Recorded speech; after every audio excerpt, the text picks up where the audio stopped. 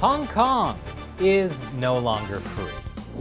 Beijing's new national security law is out, and it's worse than anyone thought.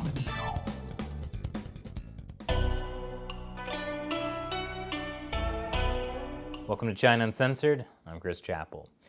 July 1st was the 23rd anniversary of the day when the UK handed Hong Kong over to Communist China. And the Chinese Communist Party is celebrating with a national security law that threatens everyone in Hong Kong. Well, it doesn't threaten Chief Executive Carrie Lam. She's doing A-OK. The Chinese Communist Party had announced in May that they were going to pass a national security law in Hong Kong. But we didn't know at the time what would be in it. Well, now we do. And it's bad. Really bad. For everyone but her. Permanent and non-permanent residents of Hong Kong can now be imprisoned for up to life for crimes of succession, subversion, terrorism, and collusion with foreign forces. To enforce the measures, a new security agency has been set up, which isn't under the jurisdiction of local government. It will be the first official presence of mainland security and intelligence agents, whose powers will go beyond local laws. It also allows for serious and complex cases to go to mainland courts. Okay, so there are going to be Chinese security agents and spies based in Hong Kong. Well, they were always in Hong Kong, but now they're official. And they can arrest people and send them to mainland China for trial, where they will be convicted since courts in China have a 99.9% conviction rate. And they could go to prison for the rest of their lives. Oh, and even in Hong Kong, there can be secret trials without juries and with judges handpicked by the chief executive. Shelley, I know we don't usually do these for China Uncensored, but I really need a mental health break right now. Puppies! Yes, puppies! I hope you enjoyed the puppies, because the security law gets way worse.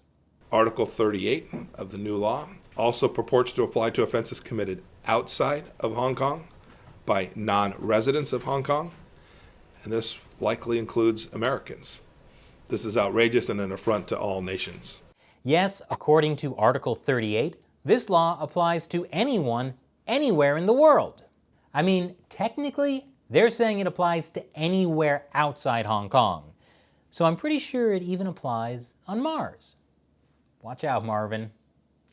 Zhang Xiaoming from Beijing's Hong Kong and Macau Affairs Office said, "The law is a birthday gift to Hong Kong." That's ridiculous. It's also a birthday gift to everyone outside Hong Kong. And that includes me. It appears even I could be punished under this new law if I go back to Hong Kong. But my being arrested isn't the reason I don't plan on going back. The real danger is that anyone I come in contact with in Hong Kong could be accused of colluding with foreign forces. For example, according to Article 29 of the National Security Law, anyone who conspires with foreigners to provoke hatred of the Chinese government or the authorities in Hong Kong could have committed a criminal offense. Now, I don't actually provoke hatred of the Chinese government, but that's probably not how the Chinese government sees it. According to China law expert Donald Clark, if you've ever said anything that might offend the PRC or Hong Kong authorities, stay out of Hong Kong. And I believe that over the past 8 years, I might have said a few things that offend PRC and Hong Kong authorities. Definition of the crimes, separatism, subversion, terrorism, all of these things are still, in our view, open to abuse by the authorities and could possibly be used to punish people for things that should be protected activities, particularly things related to freedom of expression, freedom of peaceful assembly, that type of thing. I mean, sure, this sounds bad, but hey, North Korea has praised the Hong Kong security law, so how bad could it be? Actually, I think Pompeo said it best. Free Hong Kong was one of the world's most stable, prosperous, and dynamic cities. Now it will be just another communist-run city where its people will be subject to the party elite's whims. It's sad. Yes, it is sad. And it's sad that so many politicians and corporations have made it possible by supporting the rise of the Chinese Communist Party. Shelley, I need another mental health break. Oh, look at that little guy. Well, I feel better. Now, every year on July 1st, the anniversary of the handover, there have been demonstrations against the Chinese Communist Party. We were there last year, and this is what it looked like. Sure, there were 5,000 riot police, but back in those days, just 12 months ago, they actually exercised a bit of restraint, comparatively. This year, however, Hong Kong authorities kicked it up a notch. A very large notch. Hong Kong police arrested more than 300 people on Wednesday as protesters took to the streets in defiance of sweeping security legislation introduced by China. Police fired pepper pellets before arresting protesters inside and outside the luxurious Times Square shopping mall. Police said they had made more than 300 arrests for illegal assembly and other offences, with 9 involving suspected violations of the new law. Earlier on Wednesday, water cannon was fired and riot police used pepper spray on protesters and press at close range. Hong Kong police were even armed with this brand new fancy purple banner. It warns people that displaying banners or shouting slogans might be a crime under the national security law. So these "Heaven Destroys the Chinese Communist Party" posters from earlier this year might not be such a good idea anymore. But even though I am completely crushed by this, Hong Kongers are still managing to protest with their usual dry wit and humor. You guys really are something. For instance, this was the very first person to be arrested under the national security law. He had a Hong Kong independence flag. But wait, if you look very carefully, he wrote a tiny "bu yao," or "I don't want" in Chinese, and a tiny "no to" in English. And is saying no to Hong Kong independence a crime? Here's another one. Graffiti that says, "Arise ye who would not be slaves." That's not subversive. It's the first line of the Chinese national anthem. And in Hong Kong, it's now illegal to insult the national anthem. So they're just being patriotic. For the most part, the international community has been very unhappy about the national security law. The Trump administration is rolling back Hong Kong's trade privileges with the United States. They're also imposing visa restrictions on Chinese officials. Congress has unanimously passed the Hong Kong Autonomy Act. It sanctions Chinese officials responsible for undermining Hong Kong's freedoms, and also sanctions banks that do business with those officials.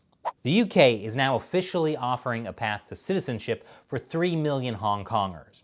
And Taiwan has opened a government office to help people fleeing Hong Kong. But meanwhile, things are looking bleak in Hong Kong. According to the New York Times, a museum that commemorates the 1989 Tiananmen Square massacre is rushing to digitize its archives, afraid its artifacts could be seized. Booksellers are nervously eyeing customers, worried they could be government spies. Writers have asked a news site to delete more than 100 articles, anxious that old posts could be used against them. And remember activist Joshua Wong, who has totally never interacted with hostile foreign forces before?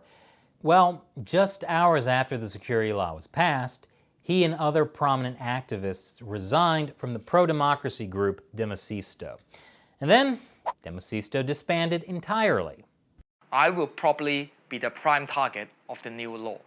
But what makes me fear is not my potential imprisonment, but the gloomy fact that the new law will be the threat over the city's future. And now, despite Carrie Lam's assurances that the security law would not affect Hong Kong's freedoms, the Hong Kong government has now declared that one of the most popular protest slogans is pro-independence, secessionist, and subversive, and thus criminalized. The slogan, "Liberate Hong Kong, Revolution of Our Times," has been shouted at pretty much every protest for the past year. It's even appeared in Iceland, which has now broken the national security law. Yes, the entire country.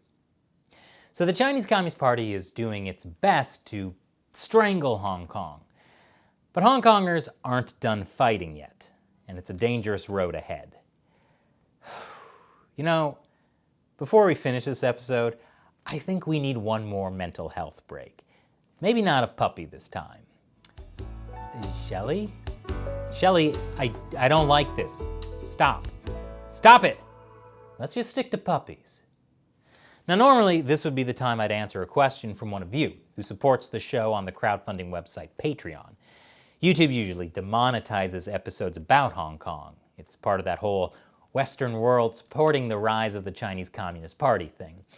But I think for this episode, I'm going to ask you to do something instead. Make your voice heard. Let the world know you support Hong Kong. Contact your elected officials and your local newspapers. Put up a Liberate Hong Kong sign. Tell everyone you know about what the Chinese Communist Party is doing. And when companies show they're more interested in Chinese money than human rights, boycott them and tell them you're boycotting them. No matter where you are, you might end up breaking Hong Kong's national security law. So let's all break the law together. That's what makes it fun. Share your ideas in the comments below. In Hong Kong, 加油!